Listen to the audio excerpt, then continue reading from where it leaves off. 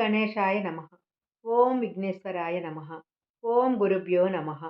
నామధారకుడు స్వామి అటు తర్వాత శ్రీ గురుడు ఏం చేశాడో తెలియజేయండి అని చెప్పాడు. సిద్ధయోగి సంతోషించి ఇలా చెప్పారు. భోజనాలైన తర్వాత సాయం దేవుడు శ్రీ గురుని పాదాలు ఒత్తుతూ సద్గురు మీ పాదసేవ వలన నా జన్మ సత్కర్మలు సార్థకమైనాయి. నీ అనుగ్రహం వలన నా పితృదేవతలు కూడా తరించారు. ధన్యుణ్ణి. మాయచేత మానవునిలా కనిపిస్తున్నారే కానీ మీరు సాక్షాత్తు భక్తులను ఉద్ధరించటానికి అవతరించిన భగవత్ స్వరూపులే. మీ మహిమ వేదాలకే అంతుబట్టనిది. అట్టి మీకు సేవ చేసే అవకాశము నాకు అనుగ్రహించి నా వంశాన్ని పావనం చేశారు. కానీ నాకు ఒక విన్నపం ఉన్నది. ప్రస్తుతము నేను ఒక కష్టంలో ఉన్నాను. వేరే దారి లేక నేను ఒక యవనరాజు సేవలో ఉన్నాను. అతడు నరరూప రాక్షసుడు. అతడు ప్రతి సంవత్సరము ఒక బ్రాహ్మణుని చంపుతాడు. నన్ను బలివ్వాలని తలచి ఇంతకు ముందే నాకు కబురు పంపాడు. నేను ఇప్పుడు అతని వద్దకు వెళ్ళాలి తప్పదు. నన్ను మీరే కాపాడాలి అన్నాడు. శ్రీగురుడు అతని తలపై చెయ్యి పెట్టి ఆశీర్వదించి, నాయనా భయపడకు. ఆ యవనుడు నిన్నేమీ చెయ్యలేడు. భగవంతుడు సర్వానికి యజమాని. నీవు అతడి చేత సత్కరింపబడి సంతోషంగా తిరిగి వస్తావు. నువ్వు వచ్చేదాకా మేమిక్కడే ఉంటాము.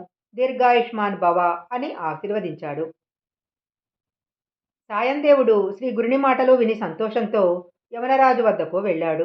తాను కబురు పంపగానే రాకుండా ఆలస్యం చేసినందుకు రాజు కోపంతో అతనిని చూస్తూ లోపలికెళ్ళిపోయాడు. సాయందేవుడు భయంతో శ్రీగురుని ధ్యానించాడు. అంతఃపురంలోకి వెళ్లిన యవనునికి అంతలోనే నిష్కారణంగా భయము, చనిపోతున్నంత బాధ కలిగి స్పృహదప్పి పడిపోయాడు. అప్పుడు అతనికి ఒక స్వప్నం వచ్చింది. ఒక బ్రాహ్మణుడు అతనిని ముక్కలు ముక్కలుగా కోస్తున్నట్లు కనిపించి విపరీతమైన బాధ కలిగింది.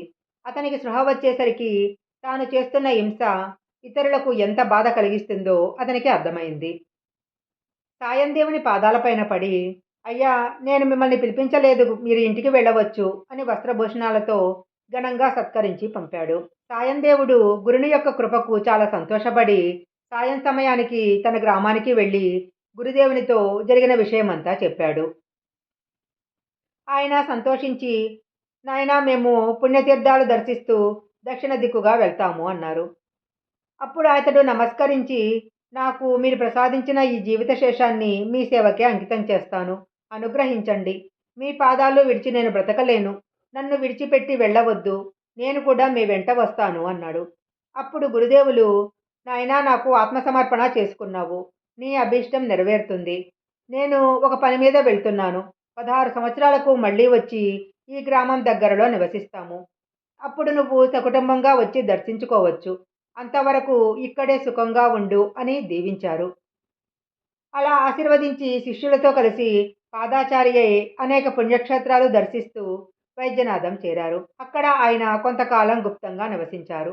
అది విని నామధారకుడు స్వామి, అప్పుడు శ్రీగురునితో అనేక మంది శిష్యులున్నారు కదా, వాళ్ళెక్కడున్నారు? శ్రీగురుడు అక్కడ గుప్తంగా ఉండి ఏం చేశారు అని అడిగాడు.